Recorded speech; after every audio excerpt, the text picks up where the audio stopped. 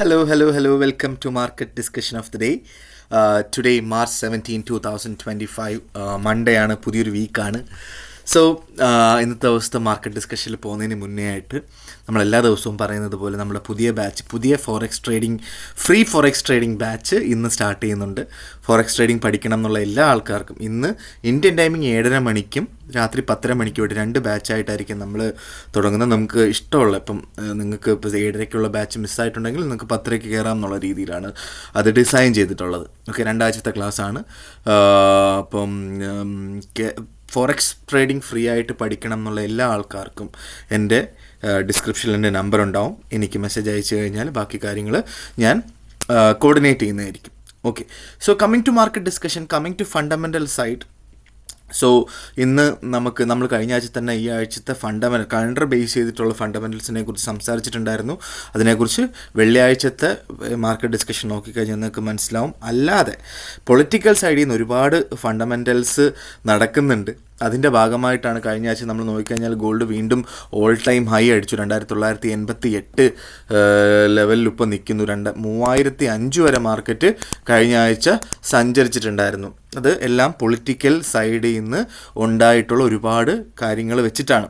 Okay, so അത് മാത്രമല്ല, ഇന്നത്തെ ദിവസത്തെ ഏറ്റവും ഇമ്പോർട്ടൻ്റ് ആയിട്ടുള്ള കാര്യം എന്താ വെച്ചാൽ റഷ്യ-ഉക്രൈൻ വാറിൻ്റെ ഒരു തീരുമാനം, അതൊരു സീസ് ഫയറിലോട്ട് പോകുമോ ഇല്ലയോ എന്നുള്ള കാര്യത്തിൻ്റെ ഒരു കൺക്ലൂഷൻ ഇന്ന് വരാനായിട്ടുള്ള പോസിബിലിറ്റി ഉണ്ട്. ഓക്കെ, അത് എക്സ്പെക്റ്റ് ചെയ്യുന്നത് വൈകുന്നേരം 3:30 ശേഷമാണ്, UK ടൈമിംഗ് 3:30 ശേഷം എന്ന് പറഞ്ഞു കഴിഞ്ഞാൽ ഇന്ത്യൻ ടൈമിംഗ് 8:30 ശേഷം. എന്തുകൊണ്ടെന്ന് വെച്ച് കഴിഞ്ഞാൽ ആ ഒരു സമയത്താണ് US മാർക്കറ്റ് മാത്രമായിട്ട് റണ്ണാവുന്നത്. 8:30 മണിയാവുമ്പം യൂറോപ്പ് ക്ലോസ് ആവുകയും US മാർക്കറ്റ് മാത്രമായിട്ട് ഓപ്പൺ ആയിട്ടിരിക്കുന്ന സമയത്തായിരിക്കും ആ ഒരു അനൗൺസ്മെൻ്റ് ഒക്കെ വരിക.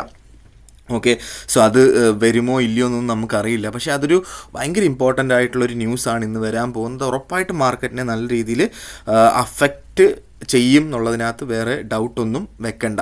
ഓക്കെ, സോ അത് മാത്രമല്ല, ഈ വീക്കിലെ ഇമ്പോർട്ടൻസിനെ കുറിച്ച് പറഞ്ഞു കഴിഞ്ഞാൽ ഈ വീക്കിനെ നമ്മൾ ഇൻട്രസ്റ്റ് റേറ്റ് വീക്ക് എന്നാണ് വിളിക്കുന്നത്. സാധാരണ നോർമലി US നിന്ന് മാത്രം വരുന്ന ഇൻട്രസ്റ്റ് റേറ്റ് വരുമ്പോൾ തന്നെ അതൊരു ഭയങ്കര ഇമ്പോർട്ടൻറ്റ് വീക്കാണ്. ഓക്കെ, പക്ഷേ ഈ വട്ടം ജപ്പാനിൽ നിന്ന് ഇൻട്രസ്റ്റ് റേറ്റ് വരുന്നുണ്ട്, UK നിന്ന് ഇൻട്രസ്റ്റ് റേറ്റ് വരുന്നുണ്ട്, അതിൻ്റെ കൂടെ US നിന്നും ഇൻട്രസ്റ്റ് റേറ്റ് വരുന്നുണ്ട്. US ഇൻട്രസ്റ്റ് റേറ്റ് വരുന്നത് ഈ വരുന്ന ബുധനാഴ്ച, മറ്റന്നാളാണ് ഇൻട്രസ്റ്റ് റേറ്റ് വരുന്നത്. അന്നത്തെ ദിവസം മാർക്കറ്റിൽ നിന്ന് മാറി നിൽക്കുന്നതായിരിക്കും ഏറ്റവും ബെറ്റർ ആയിട്ടുള്ളൊരു കാര്യം.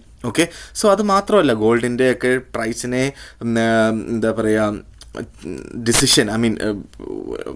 ഗോൾഡിൻ്റെ പ്രൈസൊക്കെ അഫക്റ്റ് ചെയ്യുന്ന ഒരുപാട് കാര്യങ്ങൾ, ഇപ്പം പല രാജ്യങ്ങൾക്കും താരിഫ് ഏർപ്പെടുത്തുന്ന കാര്യങ്ങളും അതിന് മുകളിലുള്ള കൗണ്ടർ താരിഫ്, US-നെതിരെയുള്ള കൗണ്ടർ താരിഫ് വരുത്താനായിട്ടുള്ള കാര്യങ്ങളും ഒക്കെ മാർക്കറ്റിൽ നടക്കുന്നുണ്ട്.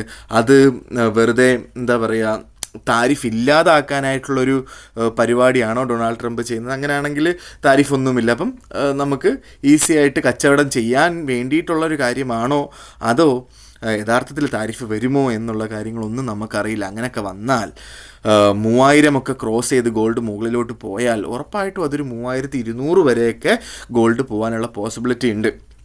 ഓക്കെ, സോ ഗോൾഡിലോട്ട് നമുക്ക് വരുന്നതിന് മുന്നേ ആയിട്ട് നമുക്ക് ഫസ്റ്റ് ഓഫ് ഓൾ നമ്മൾ എല്ലാ ദിവസവും പോകുന്നത് പോലെ തന്നെ നമുക്ക് JPYയിലോട്ട് ഫസ്റ്റിൽ പറയാം. ഓക്കെ, സോ JPYയിൽ ഇന്നലെയും മെനഞ്ഞാന്നും ഒക്കെ, അതായത് വ്യാഴവും വെള്ളിയും ഒന്നും നമുക്ക് പ്രോപ്പറായിട്ടൊരു ഓപ്പർച്യൂണിറ്റി, ബേസിക്കലി കഴിഞ്ഞ ആഴ്ച നമുക്ക് പ്രോപ്പറായിട്ടൊരു ഓപ്പർച്യൂണിറ്റി ഇല്ല എന്ന് വേണമെങ്കിൽ പറയാം. കാരണം ഞാൻ 146 നിന്ന് ബൈയും 150 നിന്ന് സെല്ലും എടുക്കാനാണ് പറഞ്ഞത്. അപ്പോൾ കഴിഞ്ഞ വട്ടം പോലും അങ്ങനൊരു പോസിബിലിറ്റി എനിക്ക് തോന്നുന്നു കഴിഞ്ഞ തിങ്കളാഴ്ച ഒഴിച്ചു കഴിഞ്ഞാൽ അങ്ങനൊരു പോസിബിലിറ്റി വന്നിട്ടില്ല എന്ന് വേണമെങ്കിൽ നമുക്ക് പറയേണ്ടി വരും. ഓക്കെ, ഈവൻ തിങ്കളാഴ്ച പോലും അങ്ങനെ ഒരു പോസിബിലിറ്റി വന്നിട്ടില്ല എന്നുള്ളതാണ്. അപ്പോൾ കഴിഞ്ഞ ആഴ്ച നമുക്ക് JPYയിൽ ഒരു ഓപ്പർച്യൂണിറ്റി പോലും കിട്ടിയില്ല.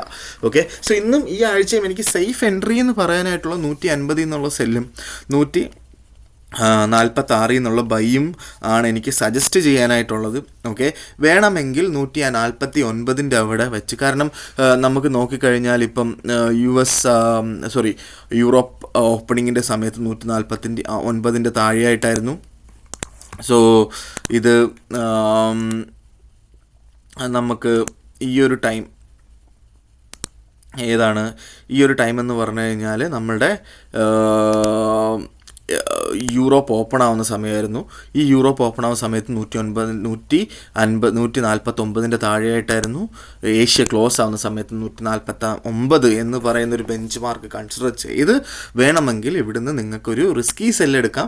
ഞാൻ സജസ്റ്റ് ചെയ്യുന്ന സെല്ലല്ല, പക്ഷേ നിങ്ങൾക്ക് വേണമെങ്കിൽ ഒരു റിസ്കി സെല്ലെടുക്കാം. 149.50 മുകളിലായിട്ട് സ്റ്റോപ്പ് ലോസ് ഇടണം എന്നുള്ള കാര്യം നിർബന്ധമായിട്ട് വിചാരിച്ചുകൊണ്ട് മാത്രം സെല്ലെടുത്ത് മുന്നോട്ട് പോവുക എന്നുള്ളതാണ് എനിക്ക് പറയാനായിട്ടുള്ളത്. സോ നമ്മൾ നേരെ നമ്മളുടെ യൂറോയിലോട്ട് പോകുമ്പോൾ യൂറോയിൽ നമുക്ക് ഇന്നലെയും വീണ്ടും ഓപ്പർച്യൂണിറ്റി വന്നിട്ടുണ്ടായിരുന്നു. അങ്ങനെ ഇപ്പം ഞാൻ പറഞ്ഞിട്ടുണ്ടായിരുന്നു 1.0800 അടുത്ത് വെച്ച് 1.0830 ആ ഒരു ലെവലിലൊക്കെ ബൈ ചെയ്യാമെന്ന് പറഞ്ഞിട്ടുണ്ടായിരുന്നു അല്ലേ. അങ്ങനെ ബൈ ചെയ്തിട്ടുള്ള ആൾക്കാരെ സംബന്ധിച്ചിടത്തോളം വെള്ളിയാഴ്ച ഓൾമോസ്റ്റ് ഒരു 80 to 90 പിപ്സിൻ്റെ മൂവ്മെൻറ്റ് കിട്ടിയിട്ടുണ്ട് എന്നുള്ളതാണ്.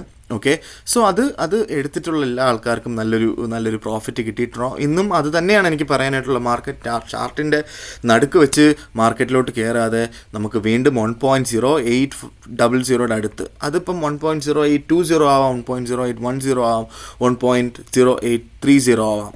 അങ്ങനെ നമുക്ക് വേണമെങ്കിൽ ബൈ ചെയ്ത് പോവാം. ഓക്കെ, സോ ഇപ്പം എന്നെ സംബന്ധിച്ചിടത്തോളം ഞാൻ എന്താ ചെയ്യുന്നത്, ഇപ്പം മാർക്കറ്റ് ഇപ്പോൾ പല ആൾക്കാരും എൻ്റെ അടുത്ത് പറയുന്നൊരു കൺസേൺ എന്താ വെച്ചാൽ മാർക്കറ്റ് 1.0800 അടുത്ത് വന്നില്ലല്ലോ എന്നുള്ള കാര്യമാണ്. സോ ഞാനിവിടെ ചെയ്യാറുള്ളത് എന്താ വെച്ചാൽ ഞാൻ ഇവിടെ നിന്നൊരു ബൈ എടുത്തിട്ടുണ്ട് 1.08 ഇവിടുന്ന്. ഓക്കെ, എന്ന് വെച്ച് കഴിഞ്ഞാൽ 1.0833 ആ ലെവലിലാണ് ഞാൻ ബൈ എടുത്തത്. ഓക്കെ, സോ അത് ഞാൻ എടുത്തത് എന്തുകൊണ്ടാണെന്ന് വെച്ച് കഴിഞ്ഞാൽ ഓക്കെ, അതൊരു US മാർക്കറ്റ് ഓപ്പൺ ആവുന്നൊരു ക്യാൻഡിലായിരുന്നു അത്. ഓക്കെ, സോ അവിടെ ഞാൻ ബൈ എടുത്തത് എന്തുകൊണ്ടാണെന്ന് വെച്ച് കഴിഞ്ഞാൽ അവിടെ വെച്ച് ഞാൻ പകുതി ബൈ, ഇപ്പോൾ ഒരു ലോട്ട് കച്ചവടമാണ് ഞാൻ ചെയ്യാൻ ഉദ്ദേശിച്ചതെങ്കിൽ ഞാൻ അവിടെ 0.5 ലോട്ടിൻ്റെ ബൈ മാത്രമേ ഞാൻ അവിടെ എടുത്തിട്ടുള്ളൂ. ഓക്കെ, സോ ബാക്കി 0.05 ലോട്ട് ഞാൻ 1.0800 അല്ലെങ്കിൽ 1.0810 ഞാൻ എടുക്കാൻ പോകുന്നത്. സോ അവിടെ വരെ മാർക്കറ്റ് എത്തിയില്ല. അപ്പോൾ എനിക്ക് 0.05 ബൈയുടെ പ്രോഫിറ്റാണ് ഞാൻ ഓൾമോസ്റ്റ് ഈ ഒരു ലെവലിൽ 1.08948 ഞാൻ ക്ലോസ് ചെയ്തത്.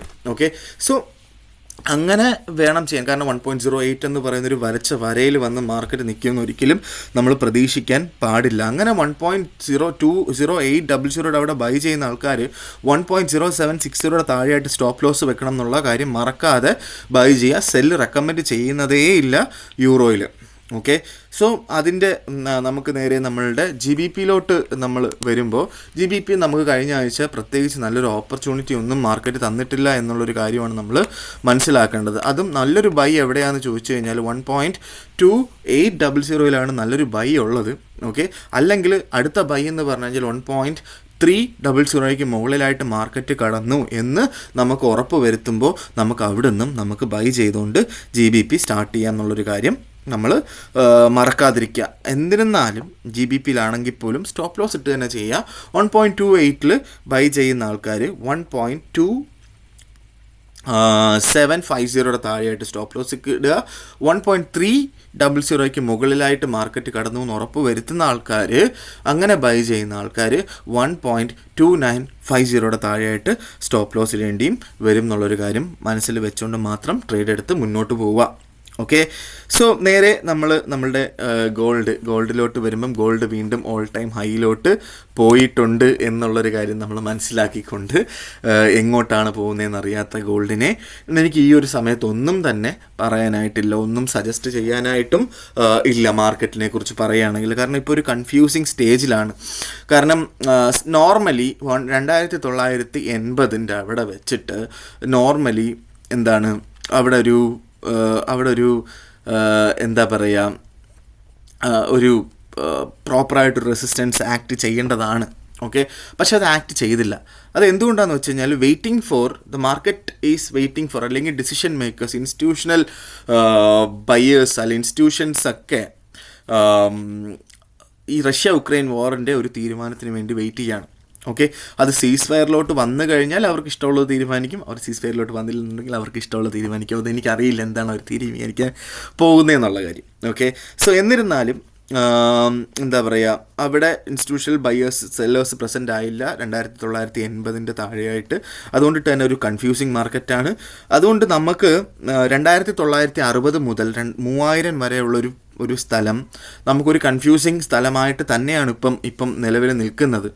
ഓക്കെ, അവിടെ വെച്ച് എവിടെയെങ്കിലും ബൈ എടുക്കണോ സെൽ എടുക്കണോ എന്ന് ചോദിച്ചാൽ സത്യത്തിൽ എനിക്കറിയില്ല എന്ന് എനിക്ക് പറയാനായിട്ടുള്ളൂ. ഓക്കെ, സോ നേരെ മറിച്ച് നമുക്ക് ഓപ്പർച്യൂണിറ്റി എവിടെയാണെന്ന് വെച്ച് കഴിഞ്ഞാൽ 3000-ന് മുകളിലായിട്ട് മാർക്കറ്റ് പോയെന്ന് ഉറപ്പ് വരുത്തിയിട്ടുണ്ടെങ്കിൽ നമുക്ക് 3030 വരെയുള്ള ഒരു മാർക്കറ്റിൻ്റെ ഒരു മൂവ്മെൻറ്റ് നമുക്ക് കിട്ടും. ഓക്കെ, ഒറ്റയടിക്ക് മുകളിലോട്ട് ഓടിപ്പോയി കഴിഞ്ഞാൽ ചാടി കയറി ചെയ്യരുത്. എന്തായാലും മാർക്കറ്റ് 3030 റെസിസ്റ്റ് ചെയ്യും എന്നുള്ളൊരു കാര്യം മനസ്സിലാക്കുക. അങ്ങനെ റെസിസ്റ്റ് ചെയ്തതിന് ശേഷം അവിടെ വെച്ച് സെല്ലെടുക്കാൻ ഞാൻ റെക്കമെൻഡ് ചെയ്യുന്നില്ല. മാർക്കറ്റ് തിരിച്ചു വന്ന് 3000-ലോട്ട് വരുന്ന സമയത്ത് 3005, 3002, 3000 ആ ലെവലിൽ വെച്ച് നമുക്ക് ബൈ ചെയ്തുകൊണ്ട് സ്റ്റാർട്ട് ചെയ്യാം എന്നുള്ളതാണ് എൻ്റെ ഫസ്റ്റ് ഓപ്പർച്യൂണിറ്റി ഗോൾഡിൽ എനിക്ക് പറയാനായിട്ടുള്ളത്. ഇല്ലെങ്കിൽ 2960 താഴെയായിട്ട് നമുക്ക് മാർക്കറ്റ് കടന്നു എന്ന് ഉറപ്പ് വരുത്തിയാൽ ഒരു റിസ്കി സെല്ലെടുക്കാം. മാർക്കറ്റ് അപ് ട്രെൻഡാണ്, അപ്പോൾ ട്രെൻഡിന് എഗെയിൻസ്റ്റ് ആയിട്ടാണ് നമ്മൾ ചെയ്യുന്നതെന്നുള്ളൊരു കാര്യം മനസ്സിലാക്കി വേണമെങ്കിൽ ഒരു സെല്ലെടുക്കാം. ഞാൻ റെക്കമെൻഡ് ചെയ്യുന്നില്ല. ഓക്കെ, അല്ലെങ്കിൽ മാർക്കറ്റ് താഴെ വന്ന് 2930 വന്നാൽ അവിടെ നിന്ന് നമുക്ക് ബൈ ചെയ്തുകൊണ്ടും സ്റ്റാർട്ട് ചെയ്യാം. ഓക്കെ, അപ്പം ഞാൻ റെക്കമെൻഡ് ചെയ്യുന്ന ബൈ എവിടെയാണെന്ന് വെച്ചാൽ 2930-ഉം 3000-ന് മുകളിലായിട്ട് മാർക്കറ്റ് കടന്നു എന്ന് ഉറപ്പ് വരുത്തുമ്പോഴുമാണ് ഞാൻ ആക്ച്വലി ഒരു ട്രേഡ് റെക്കമെൻഡ് ചെയ്യുന്നത് ഈ ഒരു സാഹചര്യത്തിൽ. ഓക്കെ, ഇല്ലാത്ത പക്ഷം ഞാൻ ഒരു രീതിയിലുമുള്ളൊരു എന്താ പറയുക ഒരു ട്രേഡ് ഞാൻ റെക്കമെൻഡ് ചെയ്യുന്നില്ല എന്നുള്ളൊരു കാര്യം കൂടെ മനസ്സിലാക്കുക. ഓക്കെ, കാരണം സെൻട്രൽ ബാങ്ക്സ് ഡിസിഷൻസ് എടുക്കുന്നത് ഡൊണാൾഡ് ട്രംപ് US പ്രസിഡൻറ്റ് തീരുമാനിക്കുന്ന പല കാര്യങ്ങളെയും വെച്ചിട്ടാണെങ്കിൽ ഇൻസ്റ്റിറ്റ്യൂഷൻസൊക്കെ ട്രേഡ് ചെയ്യുന്നത് ടെക്നിക്കലി മാർക്കറ്റ് എവിടെ എത്തി എന്നുള്ളൊരു കാര്യം വെച്ചിട്ടായിരിക്കും. ഓക്കെ, സോ അതുകൊണ്ടിട്ട് ആണ് ഞാൻ ഈ ഒരു കാര്യം ഇപ്പോൾ സജസ്റ്റ് ചെയ്തത്. 2960 അടുത്ത് മാർക്കറ്റ് കിട്ടിയാലും വേണമെങ്കിൽ ഒരു റിസ്കി ബൈ എടുക്കാം. 2954-ന് താഴെയായിട്ട് സ്റ്റോപ്പ് ലോസ് വെച്ചിട്ട് മാത്രം ഒരു റിസ്കി സെല്ലെടുക്കാം എന്നുള്ളൊരു കാര്യമാണ്. ഓക്കെ, മറക്കാതിരിക്കുക, ഇന്ന് റഷ്യ-ഉക്രൈൻ വാറിനെ സംബന്ധിച്ചിടത്തോളം എന്തെങ്കിലും ഒരു തീരുമാനം വരാനായിട്ടുള്ള പോസിബിലിറ്റി ഇന്ത്യൻ ടൈമിംഗ് 8:30 മണിക്ക് ശേഷം ഉണ്ട് എന്നുള്ളൊരു കാര്യം മറക്കാതെ തന്നെ ട്രേഡിലോട്ട് ഇറങ്ങുക. അതുകൊണ്ടിട്ട് തന്നെ സ്റ്റോപ്പ് ലോസ് നിർബന്ധം. ഓക്കെ, എന്ത് ബൈ എടുത്താലും സ്റ്റോപ്പ് ലോസ് നിർബന്ധം. കാരണം അങ്ങനെ ഒരു സീസ് ഫയർ വന്നാൽ മാർക്കറ്റ് താഴോട്ട് പോകും. എനിക്കറിയില്ല ഒറ്റയടിക്കാണോ താഴോട്ട് പോകുന്നത്, പെയ്യായിട്ടാണോ താഴോട്ട് പോകുന്നതെന്ന് എനിക്കറിയില്ല. സോ ഇന്ന് വളരെ ചെറിയൊരു ഓപ്പർച്യൂണിറ്റി, കുറച്ച് ഓപ്പർച്യൂണിറ്റീസ് മാത്രമേ എനിക്ക് പറഞ്ഞു തരാനുള്ളൂ. എങ്കിൽ പോലും യൂറോ 1.0800 അടുത്ത് വെച്ച് കിട്ടിക്കഴിഞ്ഞാൽ ബൈ എടുത്തുകൊണ്ട് സ്റ്റാർട്ട് ചെയ്താണ് സത്യം പറഞ്ഞാൽ നമുക്ക് കിട്ടാനായിട്ട് പോസിബിലിറ്റി ഉള്ളൊരു ഓപ്പർച്യൂണിറ്റി യൂറോയിലാണ് ഇന്ന് എനിക്ക് പറയാനായിട്ടുള്ള. ഗോൾഡ് തൽക്കാലം മാറി നിൽക്കുന്നതായിരിക്കും. പെട്ടെന്ന് വീണ്ടും ഞാൻ ഓർമ്മിപ്പിച്ചുകൊണ്ട് ഇന്നത്തെ പുതിയ ബാച്ച്, ഫോറക്സ് ട്രേഡിംഗ് ബാച്ച് ചേരാൻ താല്പര്യമുള്ള എല്ലാ ആൾക്കാരും എനിക്ക് മെസ്സേജ് അയക്കണമെന്ന് വീണ്ടും പറഞ്ഞുകൊണ്ട് 2 ദിവസമായിട്ട് ഒരുപാട് ആൾക്കാർ എനിക്ക് മെസ്സേജ് അയക്കുന്നുണ്ട്. ഫോറക്സ് ട്രേഡിംഗ് പഠിക്കേണ്ട കാര്യവും സംബന്ധിച്ചും ഒരുപാട് ഡൗട്ടുകൾ ചോദിച്ചുകൊണ്ടും ഒക്കെ മെസ്സേജ് അയക്കുന്നുണ്ട്. എനിക്ക് ആർക്കും റിപ്ലൈ ചെയ്യാൻ പറ്റിയില്ല, കാരണം ഞാൻ കഴിഞ്ഞ 3 ദിവസമായിട്ട് ഹോളിഡേയിലായിരുന്നു. സോ ഇന്നലെ രാത്രിയാണ് ഞാൻ തിരിച്ചു വന്നത്. സോ എല്ലാവർക്കും ഇന്ന് ഞാൻ റിപ്ലൈ തരുമെന്ന് വീണ്ടും ഞാൻ ഓർപ്പിച്ചുകൊണ്ട് ഞാൻ ഇന്നത്തെ ദിവസത്തെ മാർക്കറ്റ് ഡിസ്കഷൻ കൺക്ലൂഡ് ചെയ്യാണ്. ഓക്കെ, മാർക്കറ്റ് ഡിസ്കഷനായിട്ട് നാളെ കാണുന്നത് വരെ ഗുഡ് ബൈ.